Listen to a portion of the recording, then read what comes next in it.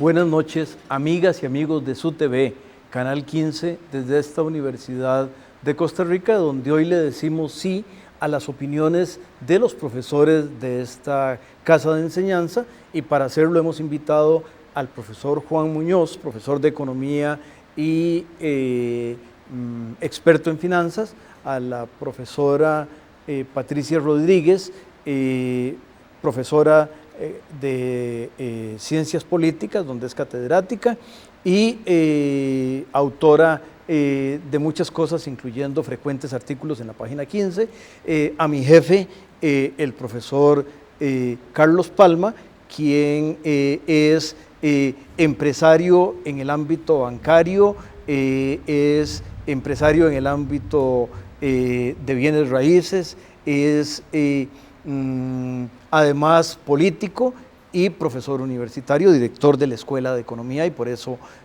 mi jefe. Buenas noches todos, y vamos a oír distintas opiniones. Por eso tenemos hoy 3 invitados, para oír algunas ideas sobre que ayuden a las y los televidentes a formar opinión respecto al referendo del próximo 7 de octubre. Doña Patricia, ¿no quiere empezar usted? Bueno, le puedo decir las razones por las cuales yo he optado por la causa del sí, y quizá eso sea bueno. La razón que me ha hecho a mí, a pesar de que yo escribí un libro que se llama Poder y Vulnerabilidad, la estrategia comercial de Estados Unidos en los últimos 20 años y los países en desarrollo, y señalo algunas cosas de la política comercial de Estados Unidos que no me gusta, a la hora de tener que votar en el referendo y tener que tomar una opción, tomé por el sí por las siguientes razones. Hay que estar muy consciente de cómo es el contexto internacional.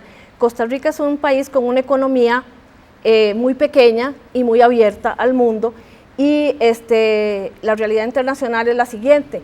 Si Estados Unidos está realizando acuerdos de libre comercio con una buena cantidad de países y Costa Rica se queda por fuera, tendría que competir en desventaja con estos países, todos juntos, los que forman la zona de libre comercio, Estados Unidos más sus países que tienen TLCs en cada uno de ellos, tendríamos que competir en desventaja, y eso nos puede sacar de competitividad y producirnos problemas pues muy serios.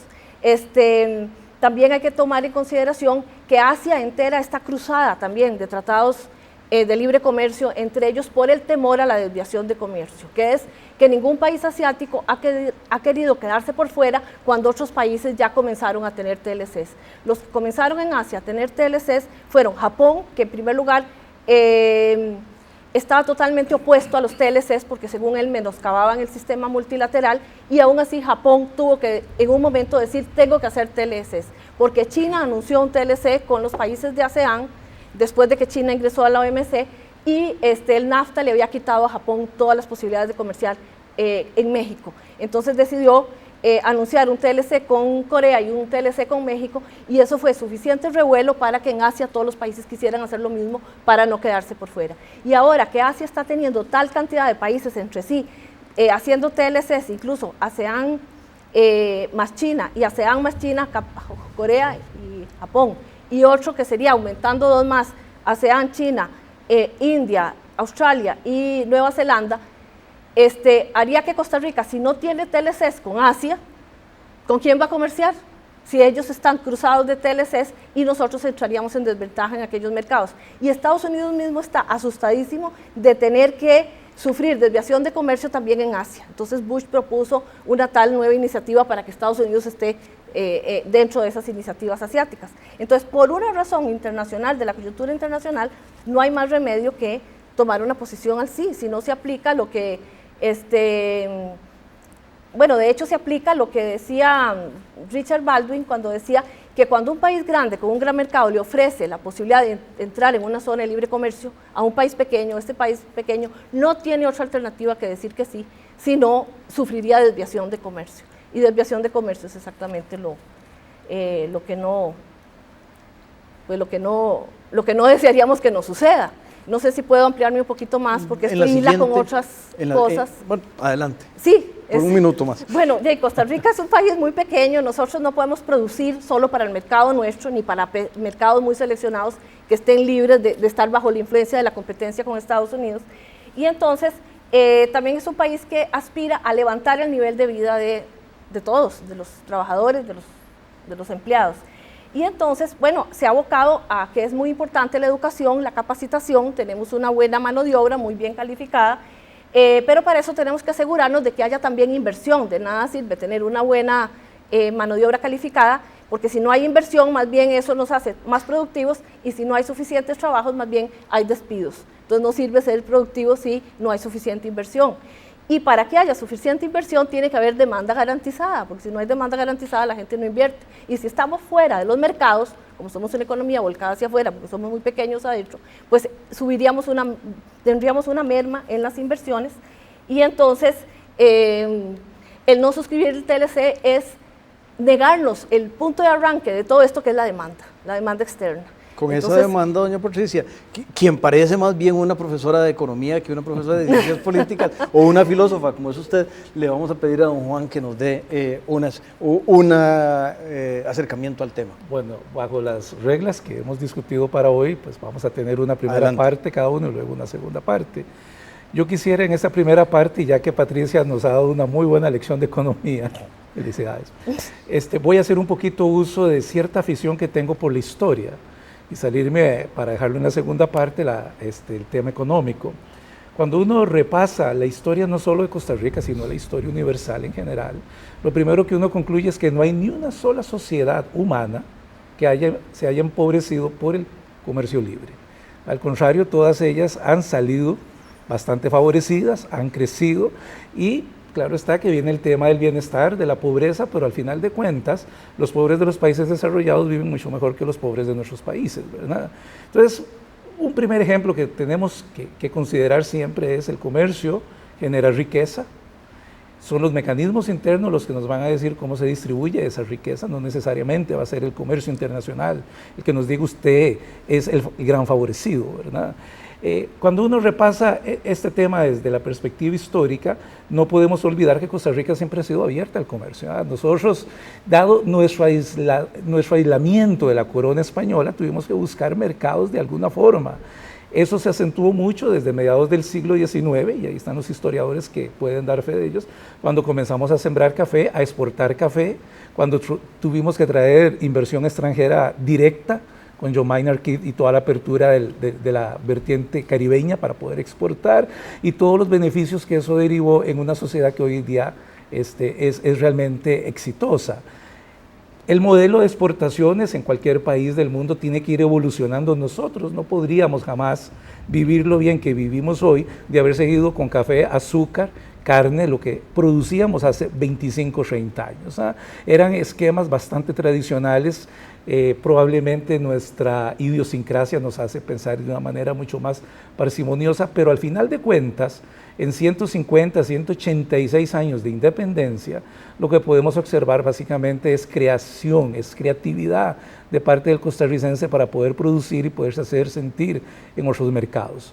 Los que hemos tenido la oportunidad de visitar Estados Unidos, podemos darnos cuenta de la invasión que hay de nuestros productos en los supermercados estadounidenses. Incluso ya uno consigue chayotes, yuca, plátanos, mini vegetales. Estamos produciendo y exportando productos orgánicos e hidropónicos. O sea, en fin, es una situación bastante interesante. Claro está que con el paso del tiempo, pues uno tiene que ir creando, como ha sucedido en estos años de independencia, nuevas formas de producción más eficientes. Hay que meterle inversión a las personas, y eso es salud, eso es educación, eso es oportunidades de trabajo. Don Carlos, por favor. Bueno, muchas gracias por la invitación, don Juan, a este programa. Mis opiniones son en carácter de profesor y no como director de la Escuela de Economía, y lo aclaro para todos ustedes. Y quiero decirle en primer lugar de que estoy muy contento de ser costarricense. Soy muy orgulloso por ser también palmareño. Así que, como costarricense, deseo lo mejor para este país. Como profesor universitario, trato de que las nuevas generaciones tengan un futuro mejor Y en ese sentido, debo decir de que cuando uno analiza el Tratado de Libre Comercio con Estados Unidos, y si se pone las cosas en una balanza, mi criterio es de que tiene más ventajas que desventajas el Tratado de Libre Comercio. Y en ese sentido a mí me parece que es importante aclarar y hacerles ver a los televidentes qué significa votar por el no, cuáles serían las consecuencias que nosotros tendríamos como país si apoyamos el no. Los escenarios son muy amplios, citaré algunos de ellos.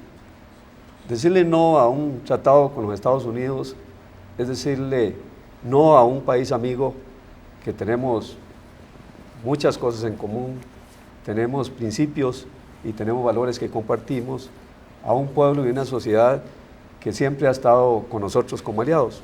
Entonces, desde el punto de vista de política exterior, me parece a mí que es hacerle feo a un país que siempre ha sido amigo. Desde el punto de vista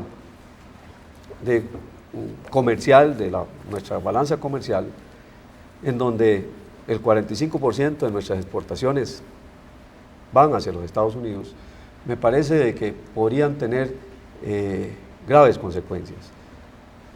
Nuestras exportaciones, efectivamente, como lo han dicho los compañeros, son exportaciones que aumentan la riqueza en nuestro país, que le dan empleo y ocupación, trabajo a muchos costarricenses, y por supuesto de que eso es importante para la economía del país. Como economistas que somos, tratamos de de ser médicos, buscamos siempre estabilidad y crecimiento.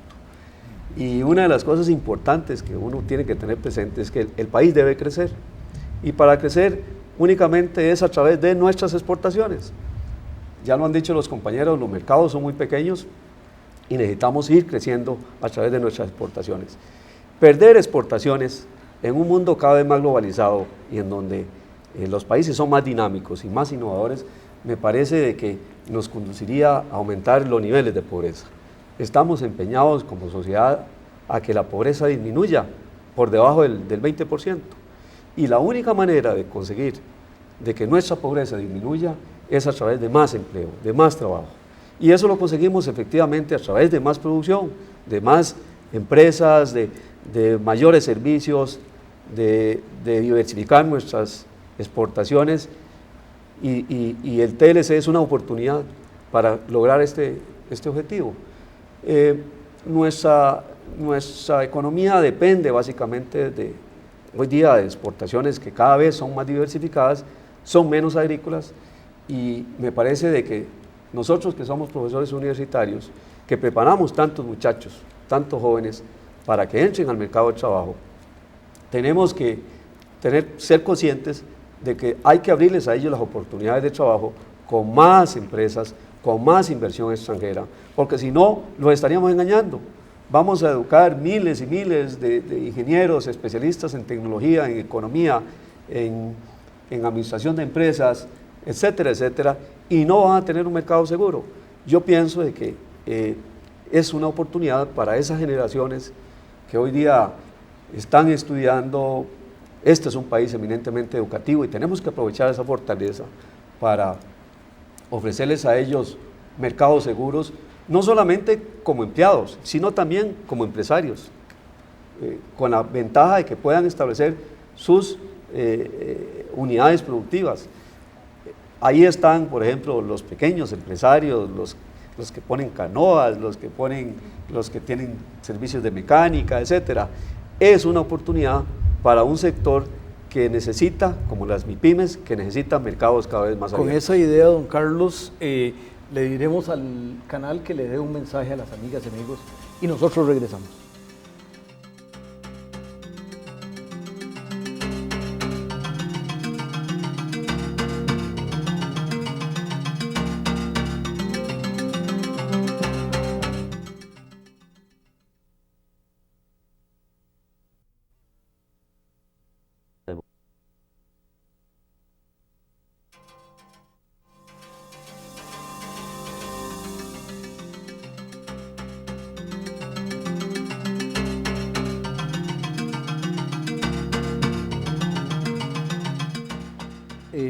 Continuamos, amigas y amigos, conversando con estos 3 profesores universitarios y le voy a pedir al profesor de Economía, Juan Muñoz, que continúe. Voy a retomar el hilo de discurso de don Carlos, porque me gustaría tratar de aclarar en la medida de lo posible las consecuencias de un rechazo al Tratado de Libre Comercio. Consecuencias que en lo personal me preocuparían mucho, más que todo por el sector agrícola.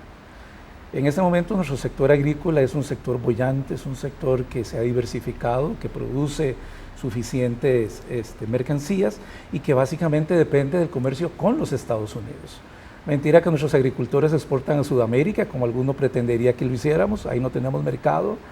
Producir y exportar para Europa es imposible en el actual esquema de comercio con la Unión Europea.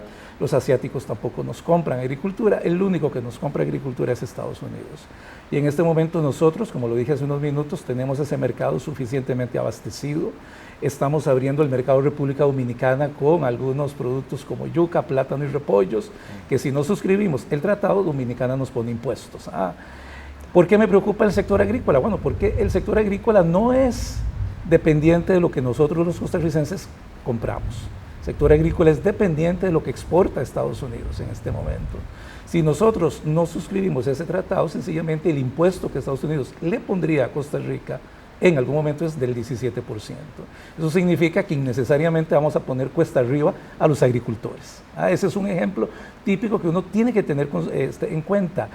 Que el arroz se va a abrir, sí, el arroz se va a abrir dentro de 20 años. Eso es básico. Y aparte de eso, tenemos un sector de arroz muy complejo, muy complicado, con una protección innecesariamente alta. Que papas y cebollas, como me han mencionado algunas personas, no, papas y cebollas no está sujeto a comercio, quedó afuera.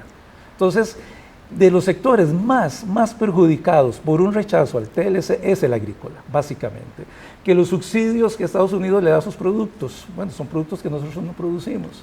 Le comentaba a un profesor de la escuela, un colega, si él se hubiera partido el alma en la mesa de negociación para que le quitaran el subsidio al trigo y poder nosotros competir. Me dice, sí, yo me hubiera partido el alma. Y entonces el pan en Costa Rica sería 3 veces más caro. Sí, es simple. ¿Y a quién afecta eso?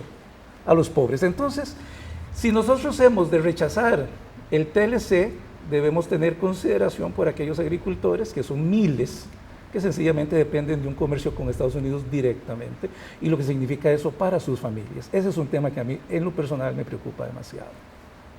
Te queda como un minuto todavía, don Juan. Adicionalmente, uno debería considerar que competir ahora con fuerzas emergentes como India y China, cuyo costo laboral es 3-4 veces menor que el de nosotros, significa que se nos van a cerrar mucho las posibilidades de vender otros tipos de artículos.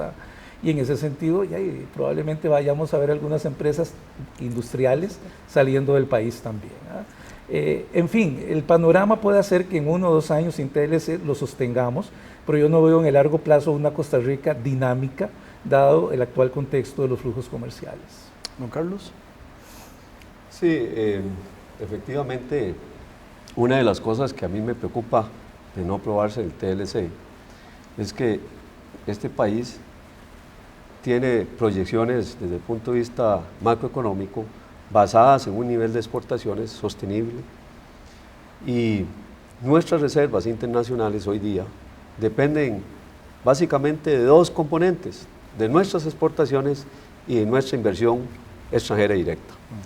Si nosotros llegáramos a rechazar el TLC, podríamos poner en peligro la estabilidad macroeconómica del país. ¿Por qué?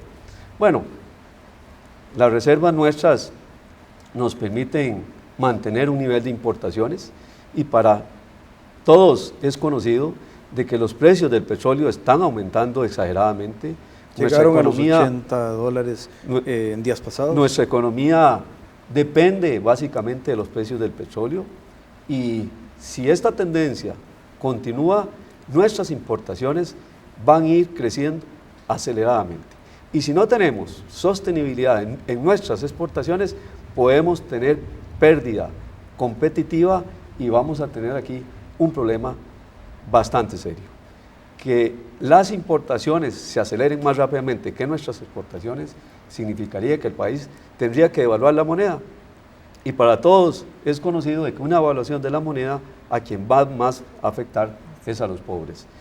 Esa devaluación no solamente encarecería nuestros productos de importación, sino que también se dispararían los precios de la canasta básica.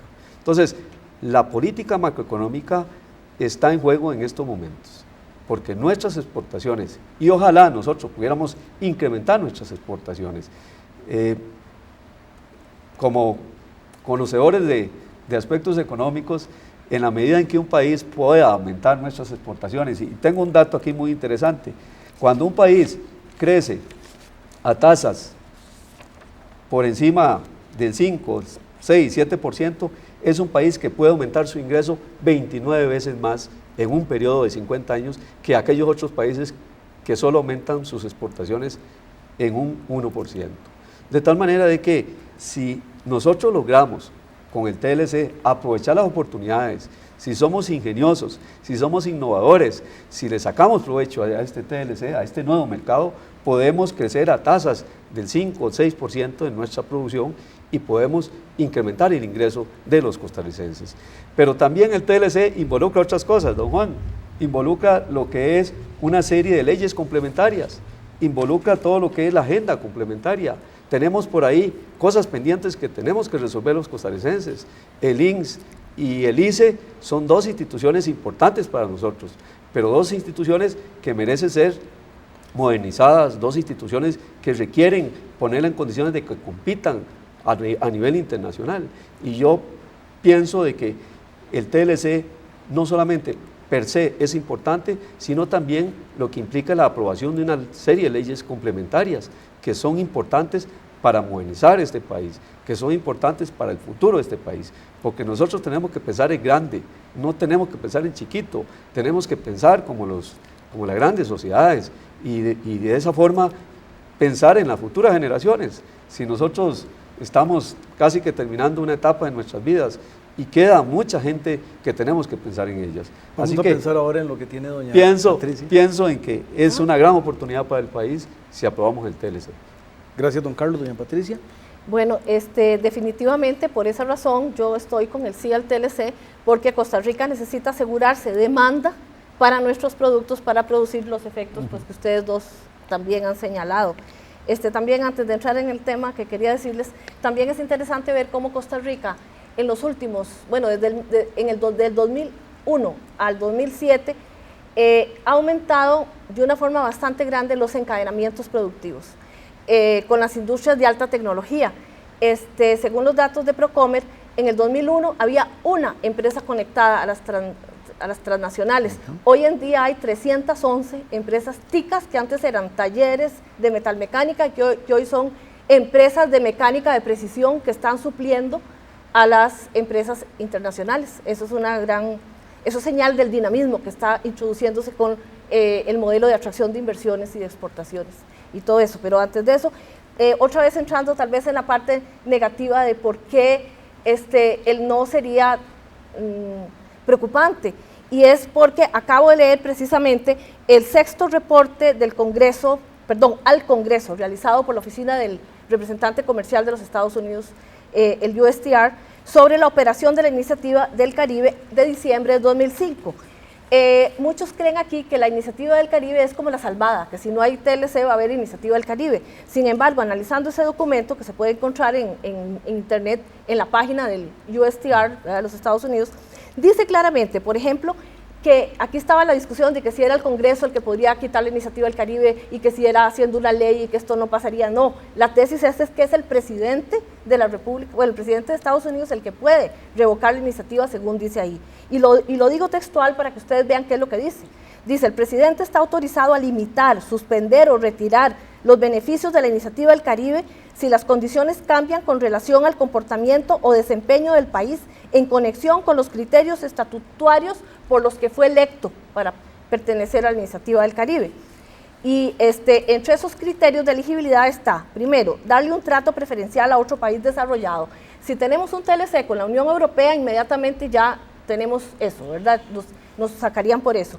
No darle a Estados Unidos un trato equitativo y razonable a sus mercados.